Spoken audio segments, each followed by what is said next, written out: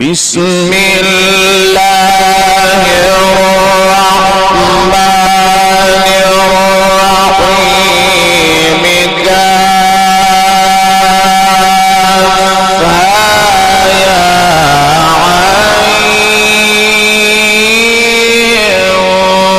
عین صاد۔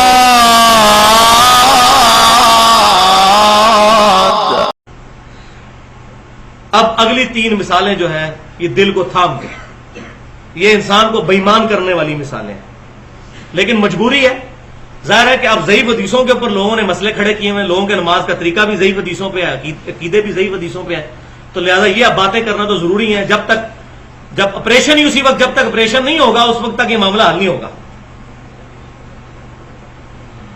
مثال نمبر 3، مسند امام احمد میں جلد 5 صفحہ 136 پر بالکل متصل سند کے ساتھ حدیث موجود ہے، اور بدقسمتی کی بات کہ یہ حدیث امام بخاری کی جو کتاب ہے الادب المفرد اس میں بھی موجود ہے، انٹرنیشنل نمبر کے مطابق 936 اور 946 نمبر۔ اور اس سے انشاءاللہ تعالی ڈاکٹر طاہر القادری صاحب والا مسئلہ بھی حل ہو جائے گا جو ان کو سمجھ نہیں آتا۔ بہت بڑے محقق ہیں ماشاءاللہ، لیکن کچھ باتیں ان کو بھی سمجھ نہیں آتی، وہ ادھر سے حل ہوں گی۔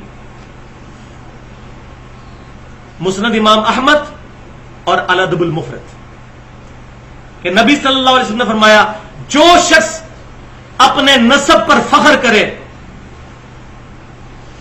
اس کو کہو کہ اپنے باپ کا عضو تناسل کاٹ کے اپنے منہ میں رکھ لے، اور یہ بات کنائے سے نہ کرنا، ڈائریکٹ بات کرنا کہ اپنے باپ کی شرمگاہ کاٹ کے اپنی زبان پہ رکھ لو اگر تم اپنے جاہلیت والے نسب پہ فخر کرتے ہو۔ استغفر اللہ واتوب الیہ۔ حضور ایسی زبان سے بات نکال سکتے ہیں؟ سورۃ القلم میں ہے وَإِنَّكَ لَعَلَىٰ خُلُقٍ عَظِيمٍ، نبی صلی اللہ علیہ وسلم اخلاق کے بلند ترین درجے پر فائز ہیں۔ اور صحیح بخاری اور مسلم کی متفق علیہ حدیث ہے کہ سیدنا ابو سعید خدری رضی اللہ تعالیٰ عنہ کہتے ہیں کہ نبی صلی اللہ علیہ وسلم میں تو کنواری لڑکیوں سے بھی زیادہ شرم و حیا تھی۔ یہ ہے بخاری مسلم اور یہ ہے دوسری کتابیں۔ اب مسند امام احمد کوئی چھوٹی کتاب تو نہیں ہے جناب، جو کہتے ہیں جی حدیثیں تو لکھی ہوئی ہیں ناف کے نیچے بھی ہاتھ باندھنے والی۔ اس حدیث کو احمد بن حنبل نے ضعیف تو کو نہیں کہا ہوا، سند نقل کر دیا، حکم کو نہیں لگایا ہوا، تو مانے بےایمان ہو جائے اس حدیث کو مان کے، لہذا یہاں سے وہ مسئلے بھی دو حل ہوئے ہوا، تو مانے بےایمان ہو جائے اس حدیث کو مان کے، لہذا یہاں سے وہ مسئلے بھی دو حل ہوئے ہوا، تو مانے بےایمان ہو جائے اس حدیث کو مان کے۔ اعوذ باللہ من الشیطان الرجیم، بسم اللہ الرحمن الرحیم۔ ناظرین، پچھلی ایپیسوڈ کے اندر ہم نے بات کی تھی کہ مدلس حدیث کون سی ہوتی ہے اور مدلس کون ہوتا ہے اور تدلیس کیا ہوتی ہے۔ ہم نے سہرا سے گفتگو کی، اور اگر کوئی راوی ان سے روایت کرے تو اس کی ہر ان والی روایت ضعیف نہیں ہوتی بلکہ راوی کو دیکھا جاتا ہے۔ اور اسی کے سماع میں ابھی آپ ایک گفتگو سن رہے تھے کہ ایک روایت حسن بصری سے ہے اور عنوان سے روایت کرتے ہیں، اور اگر ہر ان والی روایت کو صحیح مانا جائے تو اس کو مان کر آپ جو ہے بےایمان ہو جائے۔ حالانکہ یہ جہالت ہے اور تعصب کی نشانی ہے۔ اہل علم حضرات کبھی بھی اس طرح کی اور اس تناظر میں گفتگو نہیں کرتے۔ اب مجبوری یہ ہے کہ ایسے لوگوں کا اگر جواب نہ دیا جائے تو گمراہی پھیلتی ہے، اور علماء حق کا یہ جو ہے فریضہ ہے، اور ایمان والوں کی نشانی یہ ہے کہ وہ زبان سے، ہاتھ سے ہمیشہ باطل کا رد کرتے ہیں، اور علم سے، کرم سے وہ رد کرتے ہیں۔ الحمدللہ بندہ چیز بھی آپ کے سامنے ایک تحقیقی گفتگو لے کر حاضر ہوا ہے اسی اسنا میں۔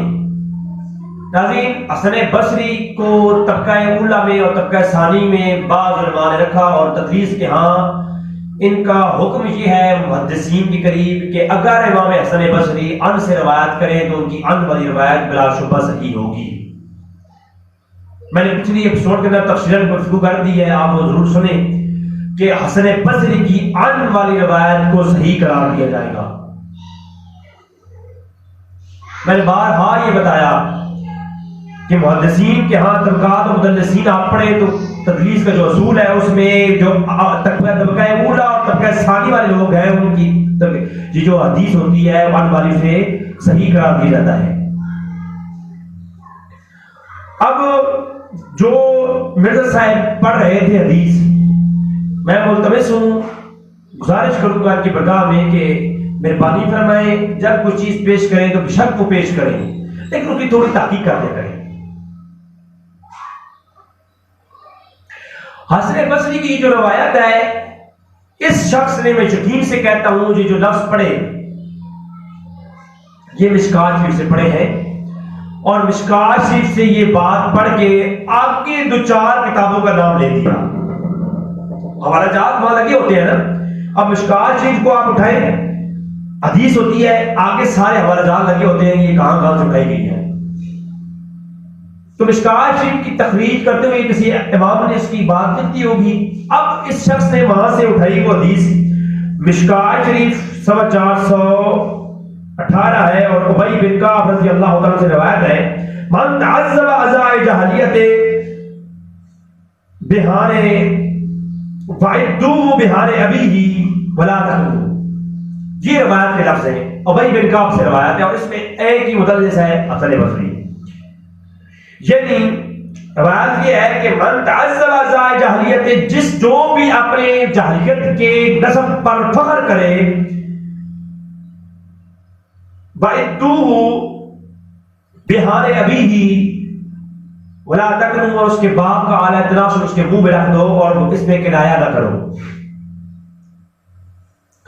اب آگے جو لفظ ہے ساتھ میں لکھتے ہیں صاحب مشکات کے رواہ فی الشرع سنہ، کہ اس کو روایت کیا شرح سنہ میں امام بغوی نے.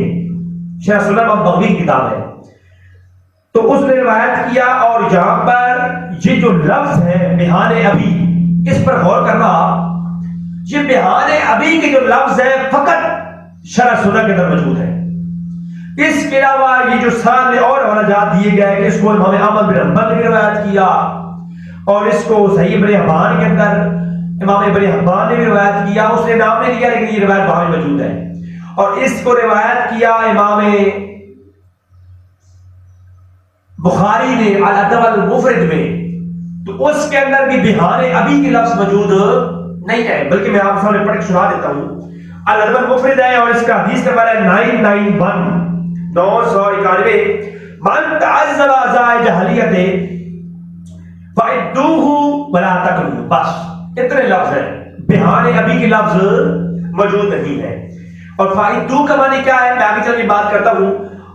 مثلا امام احمد بن حنبل کے اندر آپ دیکھیں جہاں انہوں نے باب قائم کیا بن سعدی ابی کعب کا، حدیثوں کی روایت کا جو باب قائم کیا ہے، اس کے اندر حدیث نمبر ہے 20728. وہاں پر یہ امام احمد بن حنبل اس روایت لاتے ہیں، اور جلد نمبر 6 ہے اور صفحہ نمبر 163 ہے. من تعذب عزاء جاہلیت فعدوه ولا تقتلوہ. بس اتنے لفظ موجود ہیں. آگے آپ دیکھیں صحیح ابن حبان ہے، یہ 3153 نمبر حدیث اور صفحہ نمبر 884 ہے 884. من تعذب عزاء جاہلیت فعدوه ولا تقتلوہ. یہاں پر بہان ابی کے لفظ موجود نہیں ہے. اب حیرانگی کی بات یہ ہے، مشکات کی اور شرح سنہ کے لفظ پڑھ کر کے ان کتابوں پر اعتراض کرنا، یہ تعصب اور جاہلیت کی نشانی ہے، اور کم علمی اور ناقص العقل کی نشانی ہے. ایک ناقص العقل شخص ہی ایسی گفتگو کر سکتا ہے، قابل علم شخص کبھی ایسی گفتگو نہیں کر سکتا. یہ حدیث رسول کا معاملہ ہے. حضور اکرم صلی اللہ علیہ وسلم نے ارشاد فرمایا، جس نے بھی میری طرف جھوٹ منسوب کیا وہ اپنا ٹھکانہ جہنم میں بنا لے.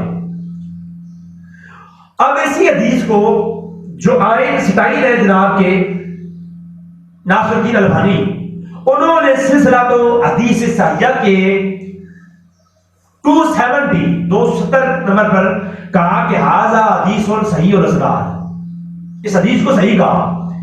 اور مشکات ناصر الدین البانی کی تخریج اور مشکات کا یہ ہے حدیث نمبر 4902، کہا کہ ھذا حدیث صحیح الاسناد.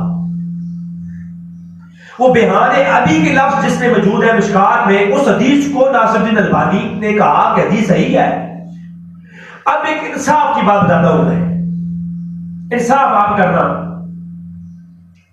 کہ ایک روایت جس کو ایک شخص کہہ رہا ہے، اس پہ فتویٰ لگا رہا ہے کہ یہ حدیث گستاخانہ ہے، اور اس کو مان کر کے اس کو صحیح کہہ کر بے ایمان ہو جاؤ، اور ایک اور بات، الادب المفرد کے اندر آپ دیکھیں تو جو تخریج کرنے والا شخص ہے اس نے کہا الادب المفرد کے آگے لکھا ہوا ہے کہ یہ حدیث صحیح ہے، حکم لگا دیا کہ الادب المفرد کے اندر جو حدیث ہے یہ صحیح ہے۔ اب جس نے اس حدیث کو صحیح کہا اور اس کو اپنی کتابوں کے اندر صحیحین کے اندر اپنی شرائط پر اپنے اصول پر صحیح کہا اور نقل کیا اور آگے بیان کیا، اور ابی بن کعب جو ہے جو آگے اس کو روایت کرنے والے ہیں، مجھے ایمان سے بتائیں اگر یہ حدیث گستاخانہ ہے اور اس کو مان کر بے ایمان ہونا ہے تو ان تمام پر کوئی کیا فتویٰ آئے گا؟ کیا کوئی کہے گا امام بخاری گستاخ ہے؟ کیا کوئی کہے گا ہمیں احمد بن حنبل نے اس حدیث کو روایت کیا تو وہ بے ایمان ہے؟ بھائی وہ مانتے تھے تو ابھی تو روایت کیا۔ اور حیرانگی کی بات تو یہ ہے جو بندہ اگر محدث کی کسی موضوع اور من گھڑت روایت کو اس کا زور بیان کیے بغیر آگے روایت کر رہا ہے، اگر کوئی محدث ایک من گھڑت روایت کو اس کا زور بیان کیے بغیر آگے بیان کر رہا ہے تو پھر اس عظیم اور بڑے جرم کا ارتکاب تو وہ بھی کر رہا ہے، کیونکہ کسی من گھڑت روایت کو اس کا زور بیان کیے بغیر آگے تعلیم کرنا، آگے روایت کرنا یہ حرام ہے۔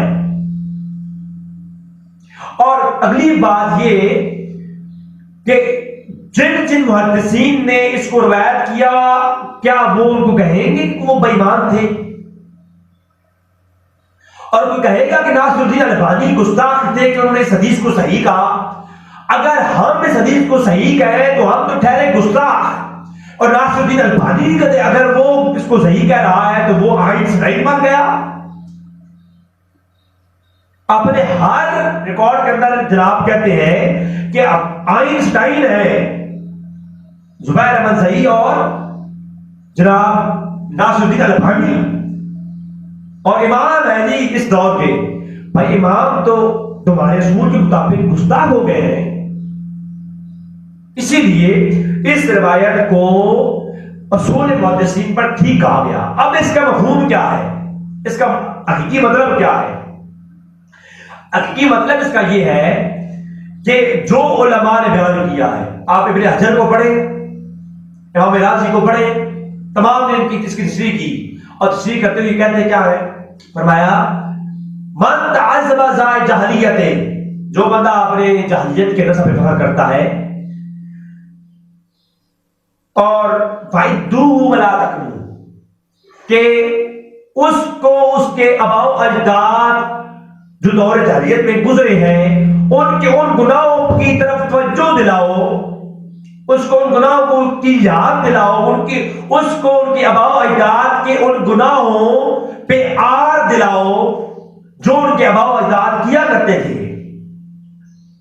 وَلَا تَكْنُوا، اور کنایہ نہ کرو، کنایات سے کام نہ کرو، ڈائریکٹ کہہ دو اسے کہ تمہارے باپ اجداد، تم ان آباء و اجداد کے نسب پہ فخر کرتے ہو جو بدکاری کرتے تھے، جو بتوں کی پوجا کرتے تھے، جو دور جاہلیت میں نہایت ہی سنگین جرم کرتے تھے، گناہ کرتے تھے، تم ان آباء و اجداد کے نسب پہ فخر کرتے ہو۔ حضور کی حدیث کا مفہوم یہ ہے۔ اگر یہ مفہوم نہ لیا جائے اور وہ لفظی معنی ہی لیے جائیں تو یہ معاملہ بہت ہی خطرناک ہو جائے گا۔ ایسی تو کئی بخاری میں روایت پڑی ہوئی ہیں، اگر ایسی ہم گفتگو کریں گے اور اس طرح کی حدیثوں پہ اعتراض اٹھائیں گے تو یقیناً کوئی ایک شخص بھی نہیں بچے گا، کوئی ایک شخص بھی نہیں بچے۔ آپ دیکھیں یہ بخاری شریف ہے، اگر ایسی روایات پیش کرنی ہے تو ایسے تو کئی اعتراض اٹھائے جا سکتے ہیں، لیکن اس پہ علماء تعویل کرتے ہیں اور اس کے معنی میں جو ایک معنی بن رہا ہے اس کو کوئی اور متبادل معنی پیش کرتے ہیں جو اس شان کے لائق ہوتا ہے۔ قرآن کریم کی کئی آیات کریمہ ہیں جن کا ہم ڈائریکٹ معنی نہیں کرتے۔ میں انشاءاللہ آگے ایک سورہ فتح کی آیت نمبر 2 پر لیکچر لاؤں گا، میں قرآن کریم کی بے شمار آیات کریمہ کو پیش کروں گا جن کے ظاہری معنی ہم نہیں لیتے، ہم اس کے مجازی معنی لیتے ہوتے ہیں۔ کیوں؟ بظاہر معنی لیتے گستاخی پھیلتی ہے۔ تو آج چلتے ہیں بخاری شریف کی طرف۔ میں آپ کو ایک روایت پیش کر دیتا ہوں، اگر اپنے ہی ذہنوں پر ہم نے حدیثوں پہ فتوے لگانے ہیں تو ایسی تو کئی حدیثیں ہیں۔ اب آپ دیکھیں یہ بخاری شریف ہے، اور بخاری شریف کے اندر یہ 6361 نمبر حدیث مسلم شریف کے اندر موجود ہے. حضور اکرم صلی اللہ علیہ وسلم نے ارشاد فرمایا اللہم ایہما مومن سببتہ فجعل ذالک لہ قربتا الیک یوم القیامہ. حضور نے ارشاد فرمایا اے میرے مولا میں جس مومن کو بھی گالی دوں، حضور نے ارشاد فرمایا، بخاری کی روایت مسلم کے اندر موجود، سببتہ لفظ اگر اپنے ہی مائنڈ پر حدیث پہ گستاخانہ فتوے لگانے ہیں تو یہ دیکھیں. حضور نے فرمایا اے اللہ اگر میں کسی مومن کو گالی دوں تو فجعل ذالک لہ قربتا الیک یوم القیامہ، اے اللہ قیامت کے دن اس کے لیے یہ اجر بنا دے، ثواب بنا دے، اپنی قربت کا ذریعہ بنا دے، یہ اپنی قربت کا ذریعہ بنا دے، اس کے لیے نجات کا ذریعہ بنا دے جو میں کسی مومن کو گالی دوں. مجھے بتائیں رب، حضور تو خلق عظیم کے منصب فائز ہیں، کیا وہ گالی دے سکتے ہیں اپنے امتی کو؟ اگر نبی کریم گالی دیتے تو یہ گالی دینا تو سنت بن جاتی، یہ گناہ نہ رہتا، یہ تو ثواب بن جاتا. تو یہ کیا وجہ ہے؟ اب یہاں جو لفظ سبا یسبو ہے، اب سبا یسبو کا معنی گالی دینا نہیں لیں گے ہم، حالانکہ لفظ سبا یسبو کا معنی گالی دینا ہی ہے، لیکن آپ ایمان لغت کو اٹھا کے دیکھیں تو کئی اتنے معنی ہیں جو ایک لفظ کے بہت سارے معنی ہوتے ہیں. اب یہاں لفظ سبا یسبو ہے، سبا یسبو رد کے لیے آتا ہے، تردید کے لیے آتا ہے، تنقید کے لیے آتا ہے، کسی کی رد پیش کرنے کے لیے آتا ہے، کسی پر تنقید کرنے کے لیے آتا ہے، کسی کو ڈانٹ ڈپٹ کرنے کے لیے آتا ہے، گالی دینے کے زمرے میں بھی آتا ہے. لیکن یہاں پر ہم ڈانٹ ڈپٹ کے معنی میں لیں گے. حضور کا فرمان کا ہم معنی یہ کرتے ہیں کہ حضور نے فرمایا اگر میرے مولا اللہم ایہما مومن، اگر اے میرے مولا سببتہ اگر میں کسی مومن کو جھڑک دوں، ڈانٹ ڈپٹ کر دوں، کسی مومن پر سختی کر دوں تو میرے مولا ذالک لہ قربتا الیک یوم القیامہ، قیامت کے دن اس کے لیے قربت اور نجات، اپنی قربت اور نجات کا ذریعہ بنا دے. تو حدیث کا صحیح معنی یہ ہے، اگر ہم اپنی فہم سے اور اپنی عقل کی کسوٹی پر اس طرح تولیں گے تو یقیناً ہم گمراہ ہو جائیں گے. تو ناظرین آج تک کا اتنا ہی. میں کوشش کر رہا ہوں کہ حق کو سامنے لاؤں، بالکل اپنی طرف سے کوئی ایک بات بھی نہیں کرتا، اور تمام حدیث کو میں نے سکین لگا دی ہیں، آپ خود تلاش کر کے چیک کر سکتے ہیں کہ حسن بصری کی ان والی روایت کو محدثین نے صحیح کہا، اور وہ الفاظ جو مشکات میں ہے بیان ابھی کے یہ لفظ موجود باقی حدیثوں میں نہیں ہے. دعا ہے کہ رب تعالیٰ نے حق جاننے کی توفیق عطا فرمائے. وما علینا الا البلاغ.